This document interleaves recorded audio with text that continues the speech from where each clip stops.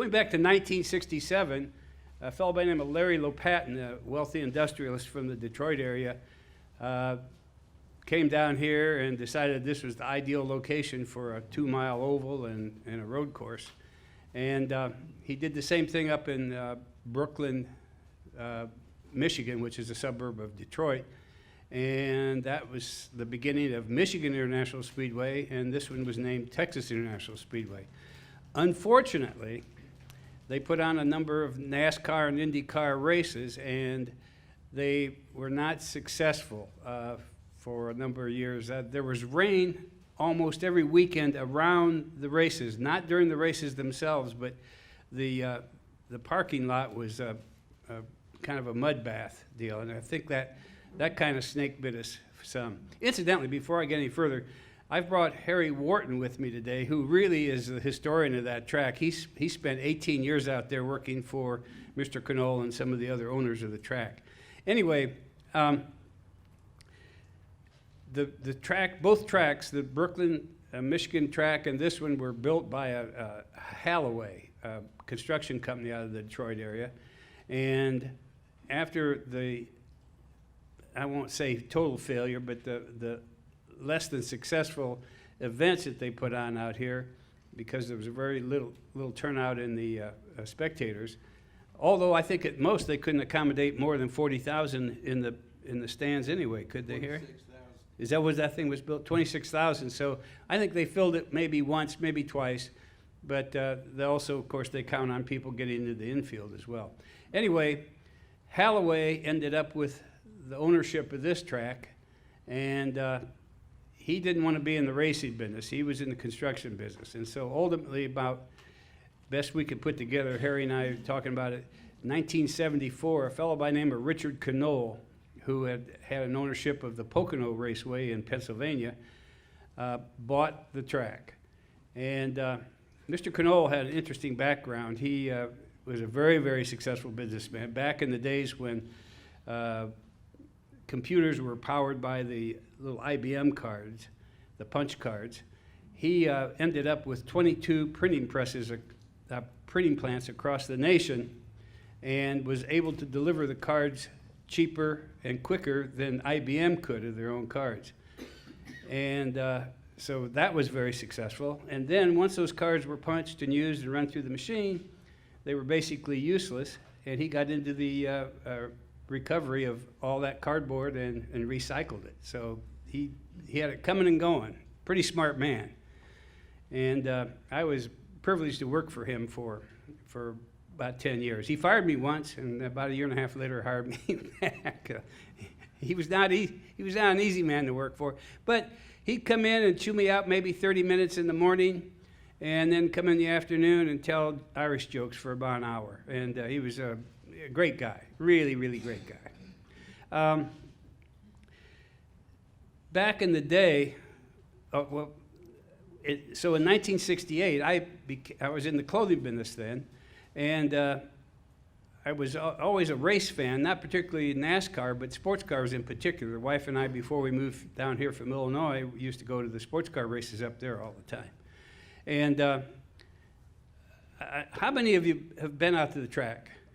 And how many for races? Oh, good. Well, that's a pretty good turnout.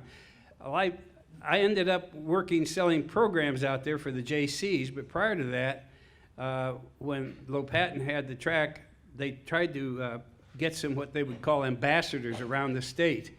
And I was lucky enough to sell them some Navy Blazers that they had a little patch with the Texas International Speedway logo on it. And in spite of that, the ambassadors, the track still struggled for people. Anyway, I sold programs, and the wonderful thing about selling programs for the JCs was that we had access to every place on the track. We couldn't go in the press box and couldn't go in the hospital, but we had access to this. There was a tunnel from the grandstands underneath into the infield, and we could go every place else. So that was pretty wonderful. So we got up close to the cars. And back in those days, the early days, NASCAR was, the races were called Grand National events, and those cars actually came off of showroom floors someplace. And I think it probably left them wide open to all kinds of cheating going on.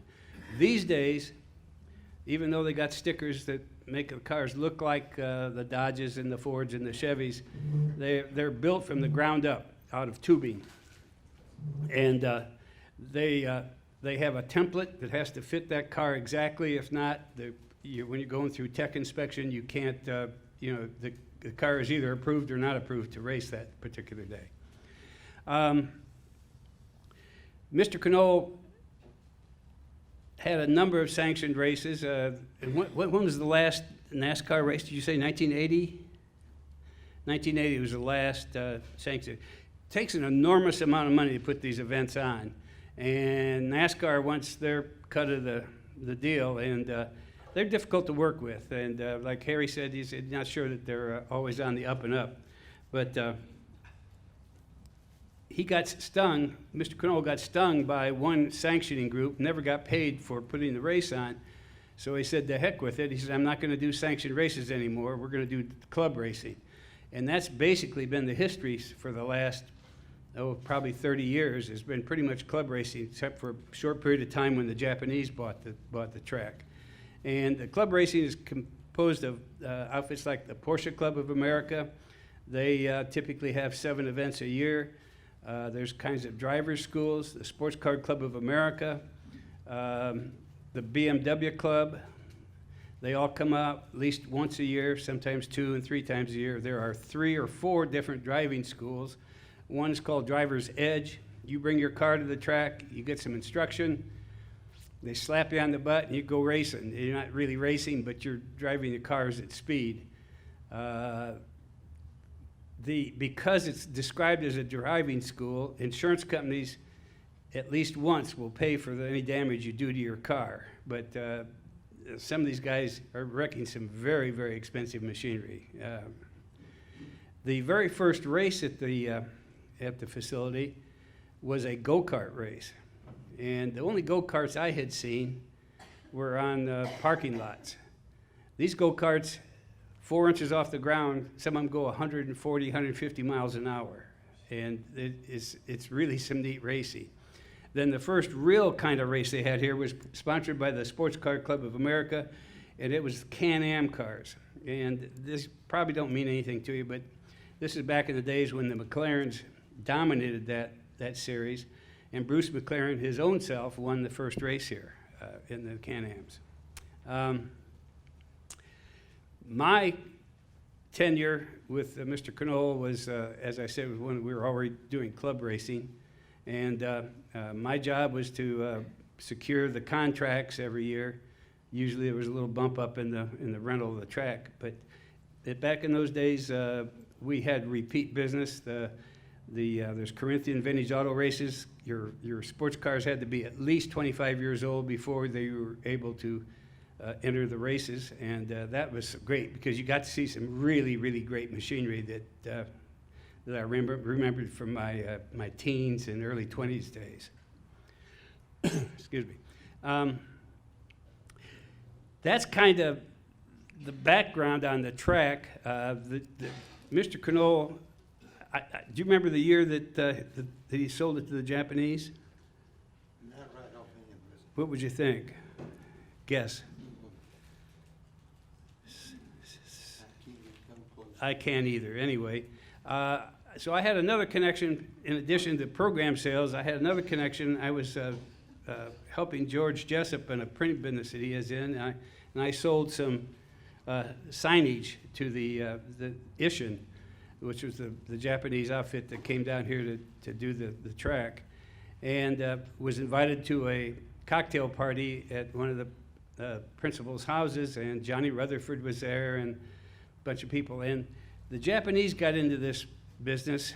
A fellow by the name of Dr. Dick Respis from Dallas came down here with one of the Ishin representatives and drove through the track and said, well, it's going to take about $3 million to do this thing. Well, it did take $1 million to do just the track alone. They resurfaced the track back, I guess, about 1980, 81, I'm guessing. I took some pictures and sold them to Auto Week back in those days. Anyway,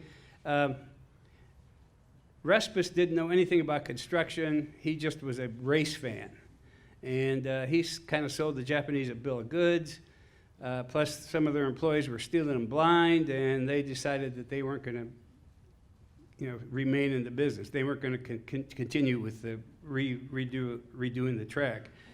So Mr. Knoll took him a couple of years, and he was always unhappy about it, but he had to sue him, and he got his money, and he got his track back, and it was clear and free, but he always bitched about not, not Son didn't come up, right? no, but it was a real plus for Dick, and and then he unfortunately died some years back, and but a wonderful guy, and we got new owners, and his business all along was going to be build housing out there with a mixed-use development deal, mud, and however, that's been put on hold for another 6 months. I attended this past weekend what was supposed to have been the last event at the track with the Porsche Club in town. They had a big whoop-de-doo and invited people back that hadn't been there in years, and lo and behold, we're going to be racing out there through December. So, who knows? It may never get deconstructed. That's about all I have. Harry, would you like to add anything? And we certainly will be open for some questions and answers. Harry Wharton, as I said, had 18 years out there. He was a vice president and general manager of the track before my time. Hello, I've spent a lot of time in Speedway. The first time I ever went in there, I bought a ticket and sat in the grandstands. And I've never sat in the grandstands again. But I love racing. I love being around it. I started out in sports car racing, doing crash rescue. I'm a member of Sand Jack Crash Rescue, which is sort of non-existent right now because all of us gotten too old. I went to work for Danny Holloway, driving cleanup trucks for him, working fire, and Holloway had a good idea, but he had no business in racing. He turned everything to NASCAR, and guess who made the money that day? And so he ended up just shutting it down and remained dormant until Dick bought it. And George Martin was the general manager, and I worked for George and doing stuff. And finally George left, and I left my job at Engineering Office Supply. And first job I've ever interviewed, the man took an hour and a half trying to talk me out of the job. And he said, it's long hours. I said, I'm single. I don't have anything else to do. And so he hired me working. I took a dangerous job. I went from fighting fires to working in a front office. And Dick Knoll was a very astute business person. He attended my school, the Wharton School of Business. It was named after me, I wish. He loved open wheel racing and racing, but he was a businessman first. And he taught me how to make money, because you can't run one of these tracks doing it. And I've seen like the Easton group with Dr. Respis. Every one of them knew how to spend money, but none of them knew how to make money. And they had too many people grabbing money and putting it in their pockets. And so it was not fun. But first when I went to work for Dick, we ran NASCAR, we ran open wheel cars and stock cars on the same day. Now that's giving anybody what you want. And we'd run the Indy cars first and then run the stock cars. And we had them on television. And Dick Knoll was one of the first people that had a race sponsored. Most every race you see NASCAR is sponsored by someone. Now when they run like the Texas 500, that's mean nobody put any money up for the race. But you go like a Benihana race, some of these others, people would pay a sanction fee. I sold a water tower out there for $50,000 to paint Budweiser across it. I got the $50,000 for the track, and I got the water tower painted for nothing. And I sold advertising. I did all of the maintenance, oversee all of it. I ran all the concession stands. I was in charge of all the security people. So on race day, I had about 300 people working for me. and had some real good volunteers. And we had Lions clubs and different ones doing our concessions for us. We had different clubs doing parking for us. So the community benefited a lot out of this thing. In this day and time, tourism meant nothing to this area, zero. They started the hotel motel tax to promote tourism. And I went before the city council of College Station and asked for some money to help us promote an up-and-coming race. And they let me get out of there without my life. I didn't get killed. But I was told, no, we ain't gonna do nothing like you. Y'all making money out of that. I said, well, now they've figured out the city makes money when the racetrack made money. And it was just, their thinking here in town was a few 20 years too late, because it could have been a real good moneymaker for it. Because we were running about 30 weekends a year. We had 5 major races a year. No other track in the country had more than 2. And we didn't have enough motels here. Now we do. So the motels have come late. But it was a fun job if you like working 7 days a week. Race weekend, Friday started at 6 a.m., got home 1 o'clock in the morning. Saturday, 6 o'clock till maybe 1 or 2. Sunday, 6 in the morning till whenever. But I loved it.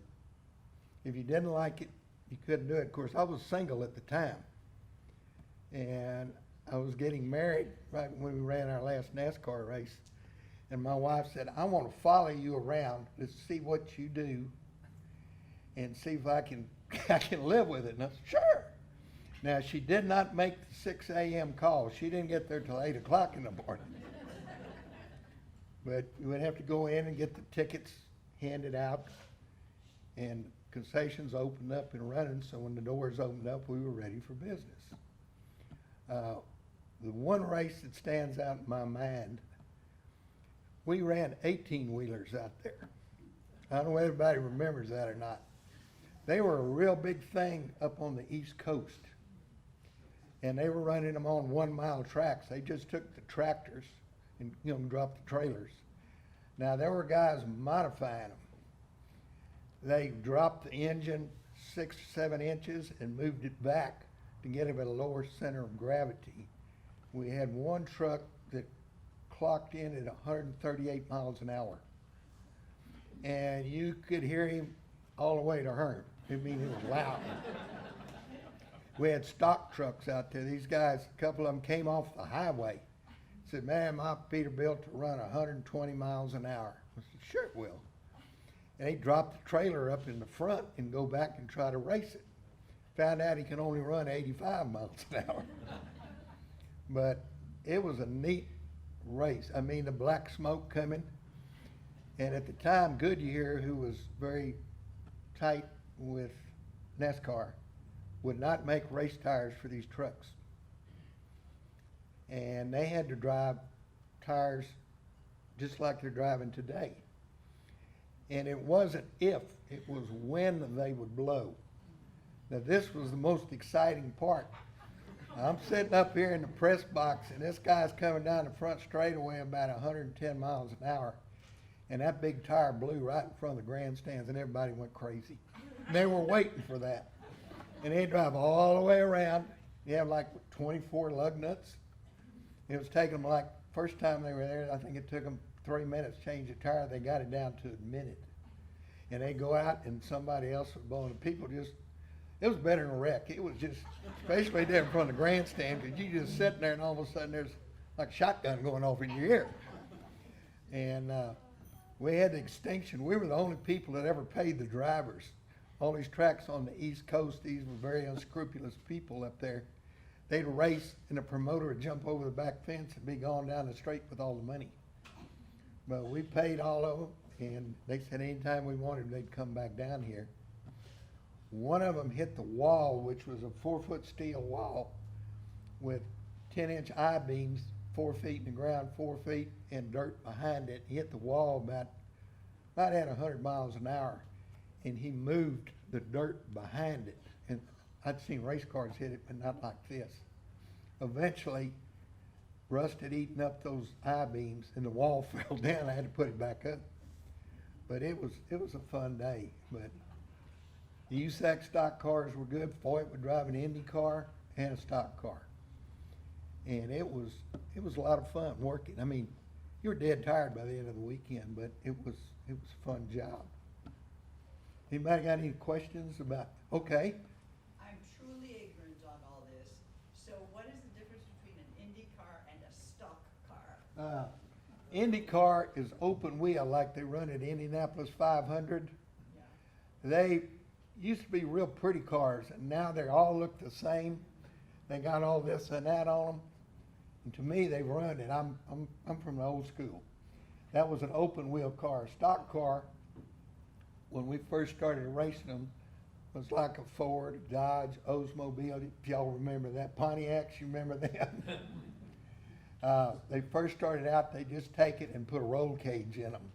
And now, like Rusty said, These are Indy cars. yeah, that is an Indy car. This is one of the old ones, so it's cleaner. You see, there's just a little wing in the front and a wing in the back. Now they've got a wing going over here. And this year at Indianapolis, they got them so aerodynamic, driving down the front straightaway, they flipped 3 of them. And they're supposed to be taking some more of that out. Same way with NASCAR. They've gotten their cars so much downforce on them, you can't race, you drive. You know, if somebody bump him out of the way, you can pass it, but you cannot, there's no racing in it anymore. And the NASCAR crowd's like, that's what was Rockingham the other day. One of those tracks hold 80,000 people. It's like a big bowl football stadium. For years, you couldn't buy a ticket. There was a 5-year waiting list. Now there was like 30,000 empty seats in a stadium because people want to see racing, not just driving around following somebody. But, yes, sir. Yeah, I hear that the track, I've been an auto racing fan since I was a grade school child, and I went to my first 500 in 1951. At the time, I lived in Chicago, so it was only a couple of hundred miles. Yeah. But anyway, I hear the track, when it was new, was pretty bumpy. They had to repave the thing. The Indy cars found it was quite bumpy at least. Well, we got that report. NASCAR wanted us to redo the track. The track was a very hard surface. They took slag out of a steel mill, mixed it in with the asphalt. And I mean, it was hard, very abrasive. And the last year that NASCAR ran here, I was in a meeting with Bill Gazaway, who was one of the head chickens at NASCAR. And we didn't have a contract for the next year, and they wanted us to resurface the track, which at that time was gonna cost right at $1 million. And so we sat in there and said, we will resurface the track if you give us sanction fees and purses and guarantee a race for 3 years in a row. And they said, we won't guarantee you 1 year. What their idea was, let us spend $1 million and Dick would have to sell the track and they could buy it if the song had a new surface on it. So it didn't do it. The track, when they said how rough it was, Bobby Allison told me, he said, you're not the roughest track around. There's some other ones just as rough right now in different parts. Talladega's rough. Oh, they just resurfaced it. But the track up there, they have ice and snow, and that deteriorates their track much faster than this one. Now, this one, when it was resurfaced, we brought a guy in from Talladega. He's the one that took care of the Indianapolis Motor Speedway for about 30 years, Clarence Cagle. He was about 80 years old, and he came over here, and one of the stipulations when Dick sold the track, it was to resurface. Clarence would oversee it to see that it was done correctly. And Clarence was a neat guy. I mean, and he was out there, he told construction crew, because you got a 22-degree embankment, and to have an asphalt machine up there, everything slides to the bottom. And he told them how to make a pulley system with cables and run a D8 cat around the outside, and to this, and to put baffles in the asphalt machine. Well, they did none of it because they knew more than anybody else about asphalt. So we lost, I think, 2 weeks while they rebuilt the machinery, and then it worked. And we used ELF polymers in the asphalt. And they would pour it, it was probably about this thick. And after you'd go over it and sit and drive for 5 minutes, any on the asphalt road is very soft. This stuff, you could not break it up with a pick, because we'd have a rainstorm come in and we have to back up and start over again. And this stuff is hard. And it got rough, so Dick Cano, not having in a major event, spent I don't know how much money, but people come in and grind the surface. I didn't get to go see him do it, but he smoothed it out a whole lot.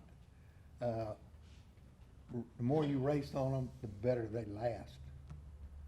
But I don't know what condition it's in right now. It's probably rough. But so is a lot of racetracks, because people don't want to spend the money.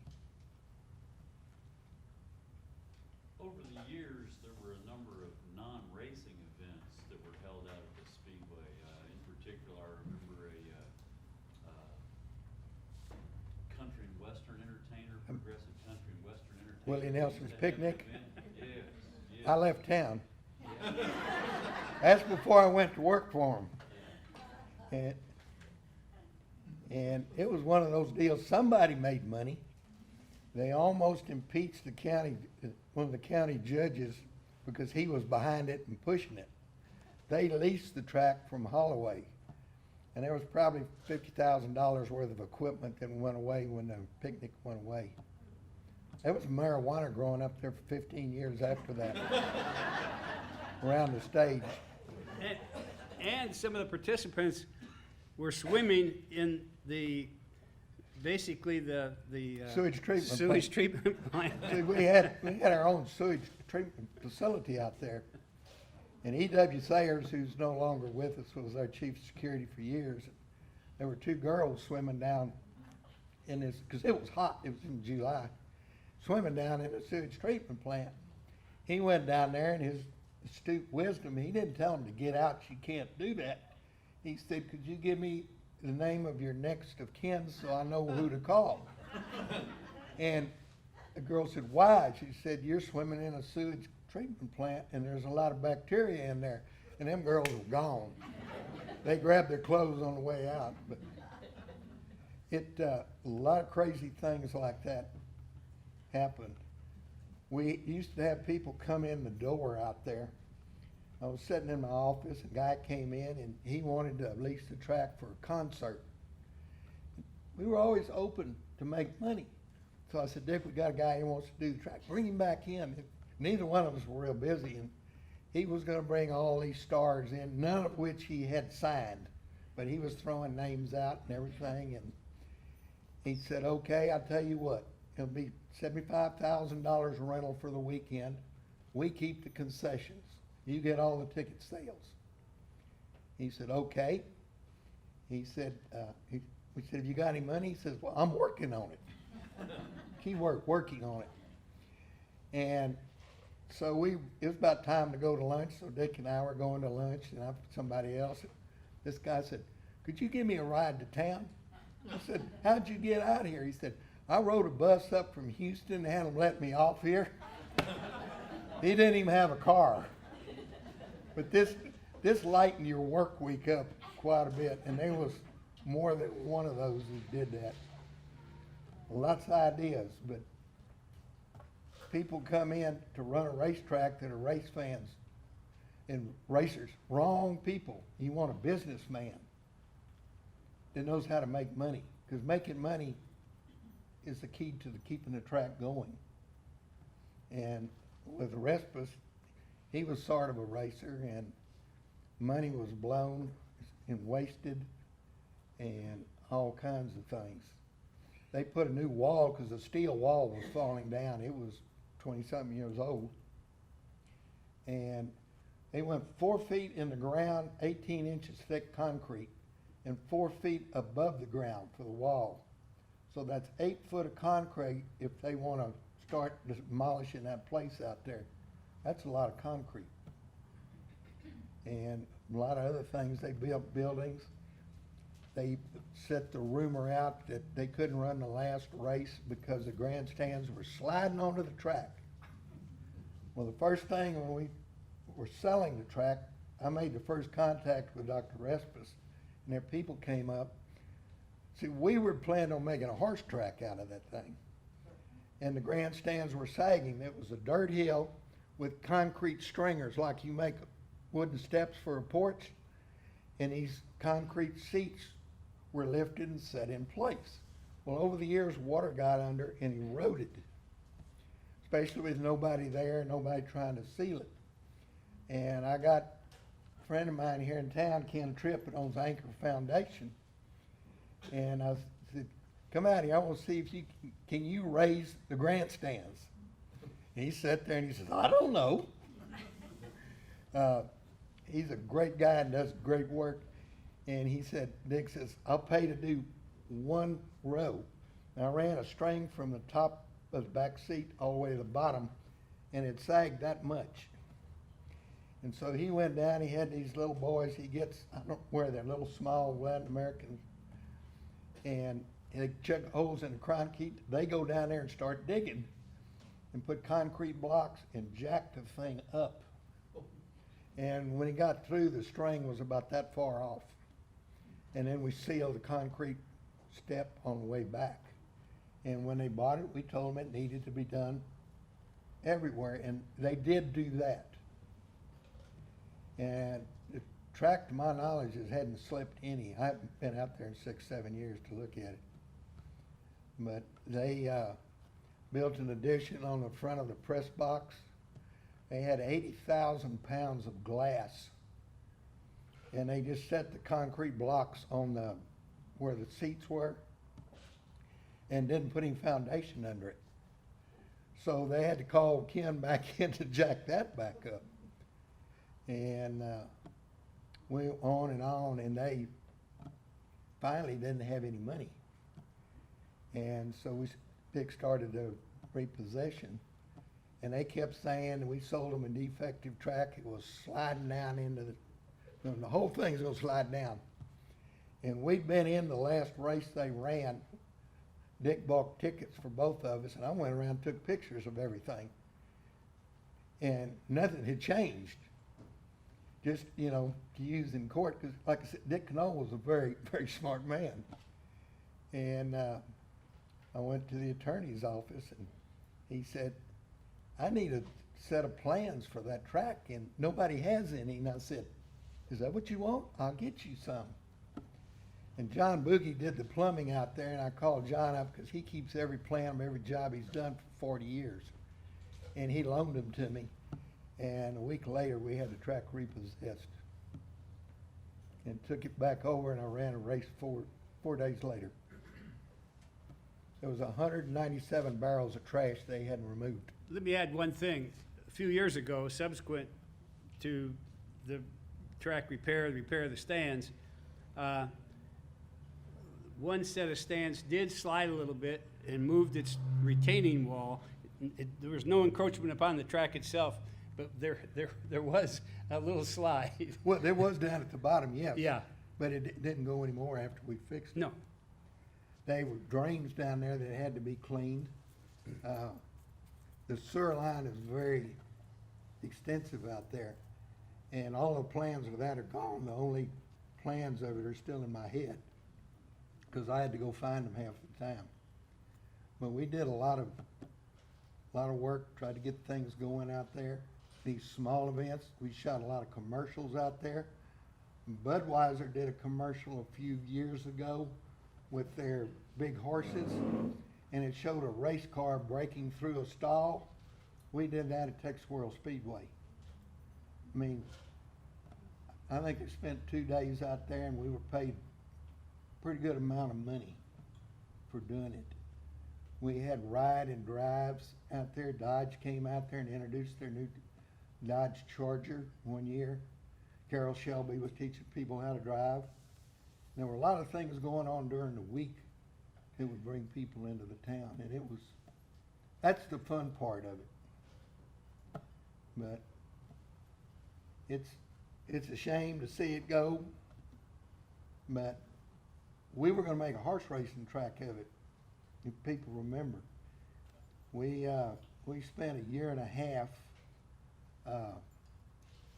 Dick and I laid out a 1 mile track inside of the 2 mile track with a dumpy level and 100-foot tape.